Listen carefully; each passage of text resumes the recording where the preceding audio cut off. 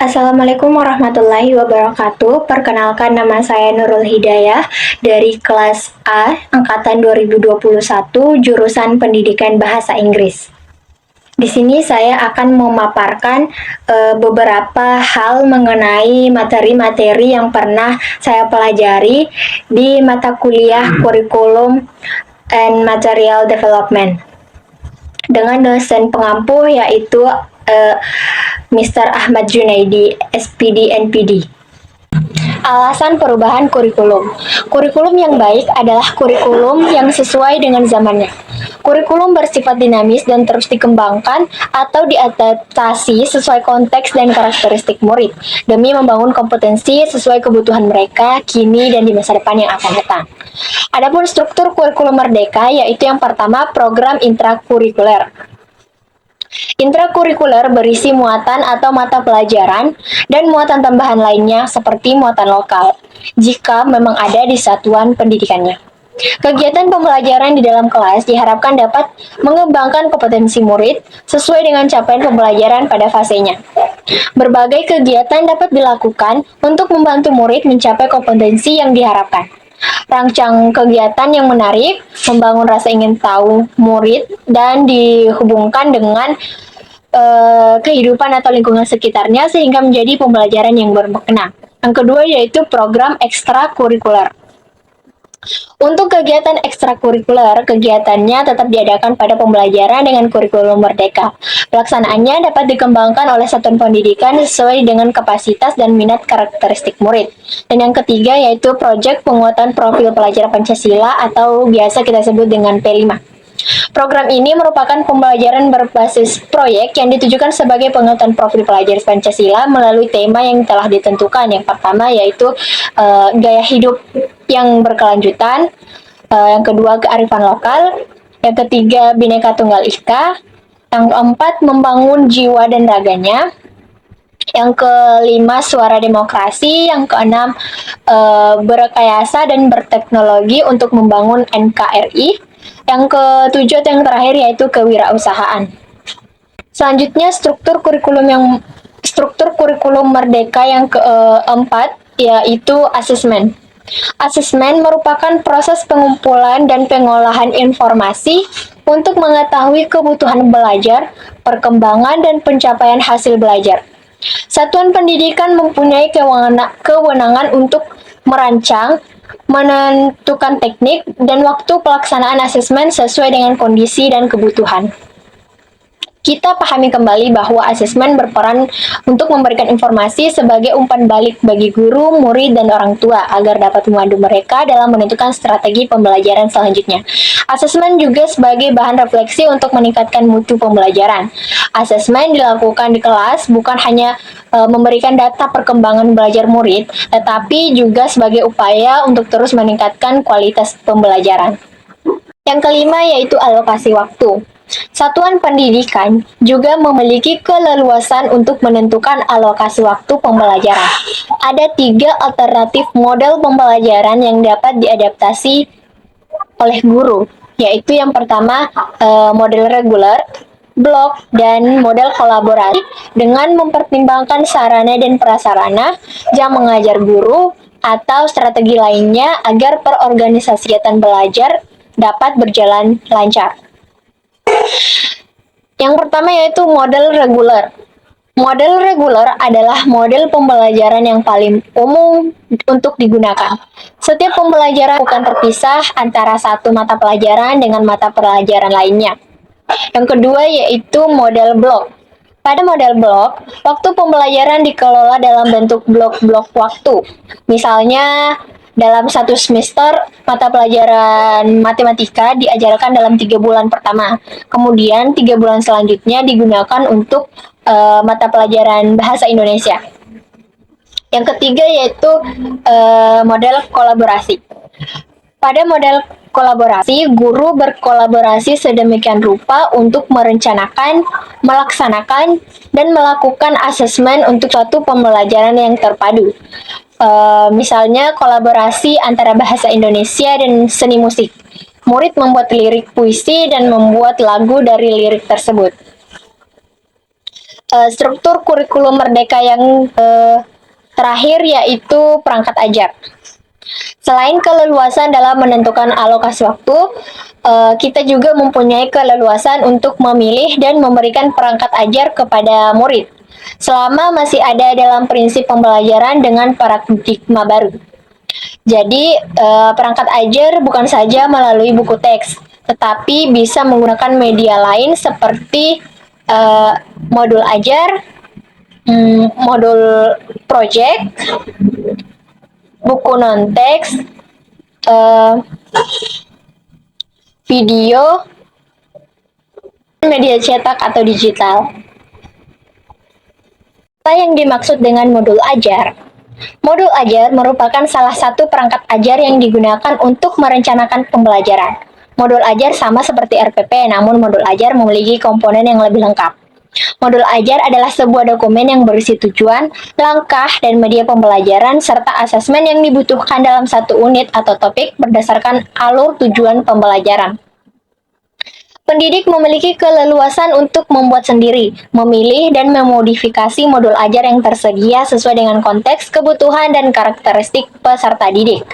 Adapun komponen modul ajar wajib. Alur tujuan pembelajaran menjadi dasar bagi peserta didik untuk menyusun perencanaan pembelajaran atau modul ajar. Pendidik memiliki keleluasan untuk mengembangkan modul ajar sendiri, memilih dan memodifikasi modul ajar yang tersedia sesuai dengan konteks, kebutuhan, dan karakteristik peserta didik.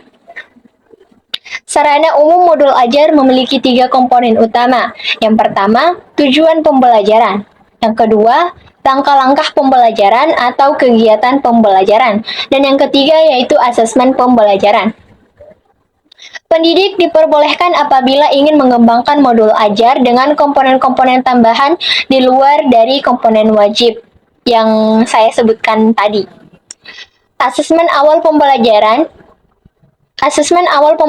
dapat dilakukan untuk mengidentifikasi kebutuhan belajar peserta didik, dan hasilnya digunakan untuk merancang pembelajaran yang sesuai dengan tahap capaian peserta didik.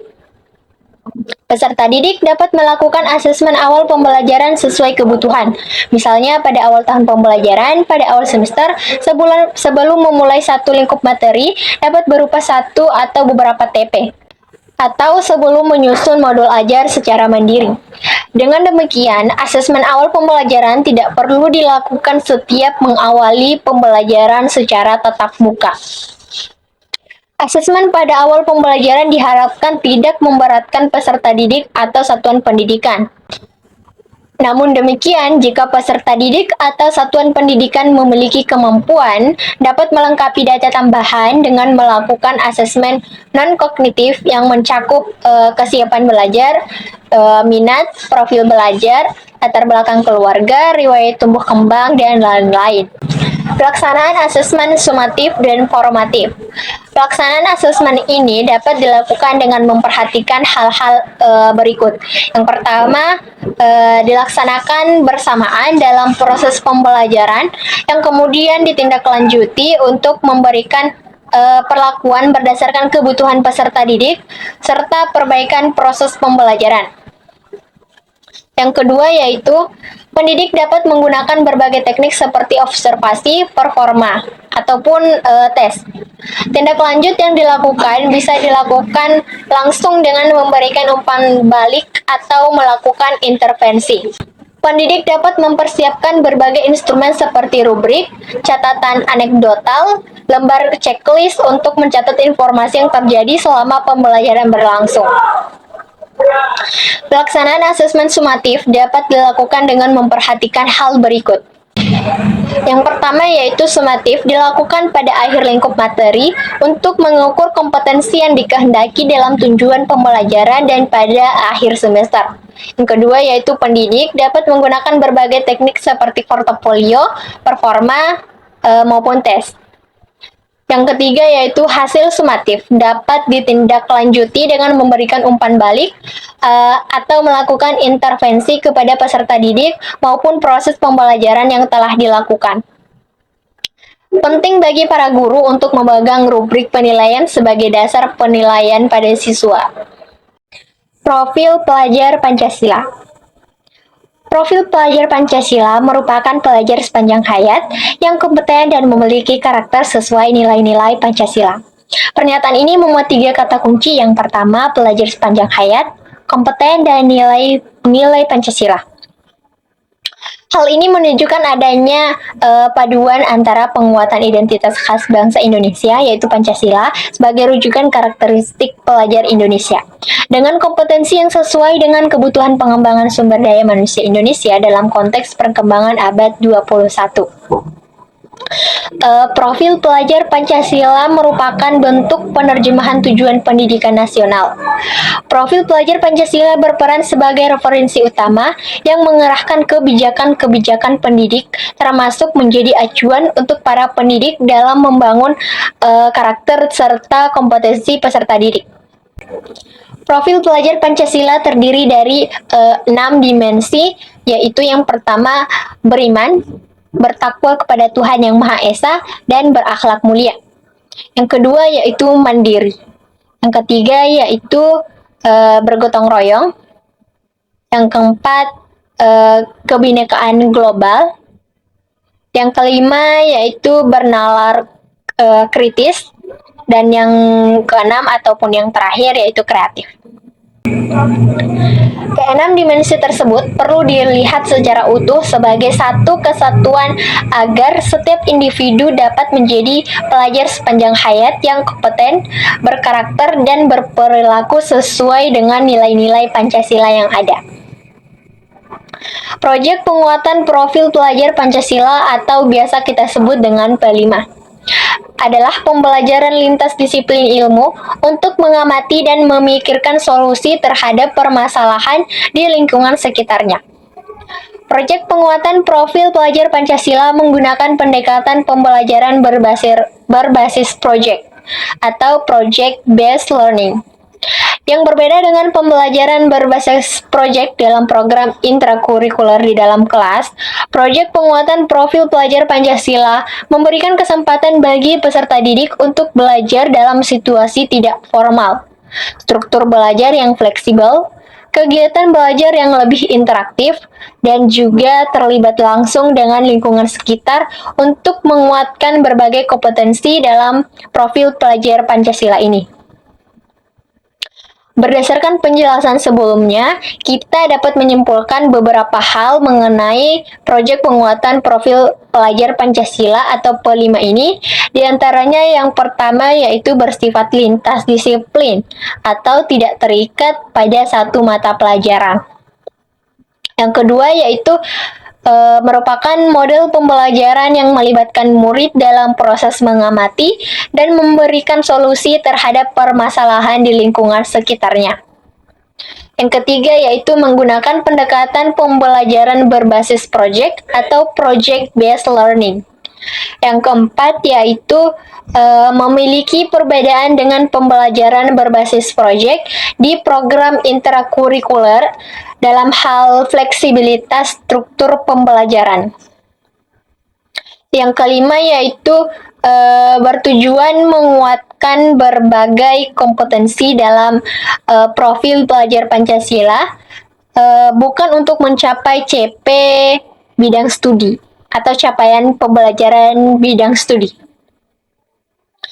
Adapun hal-hal yang perlu diketahui mengenai proyek penguatan profil pelajar Pancasila atau P5 ini, yang pertama yaitu dilaksanakan setiap tahun di semua tingkatan kelas.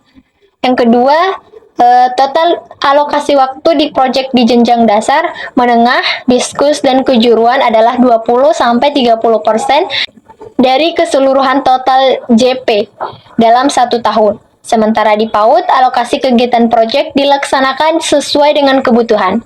Proyek di PAUD dilakukan dalam konteks perayaan tradisi lokal, Hari Besar Nasional, dan Hari Internasional.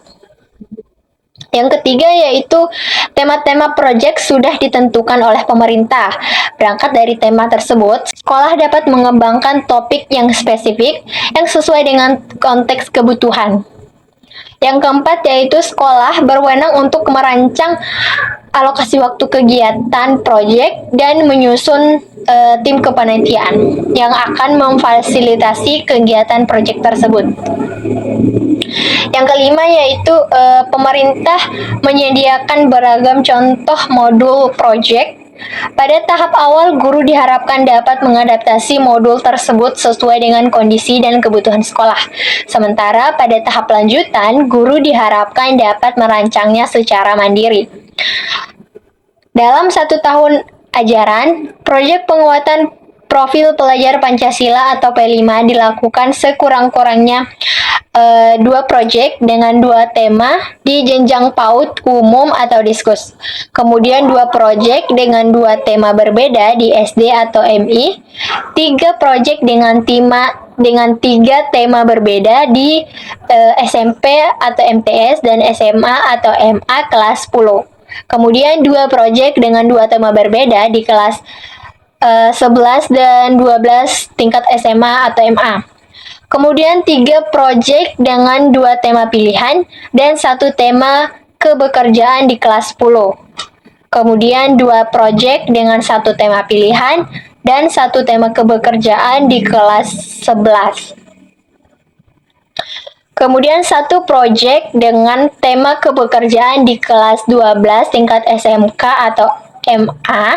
Kelas 12 pada SMK program 4 tahun tidak mengambil proyek penguatan profil pelajar Pancasila. Baiklah, itulah tadi beberapa hal mengenai materi pembelajaran dalam kurikulum and material development yang bisa saya paparkan. Sekian dari saya. Wassalamualaikum warahmatullahi wabarakatuh.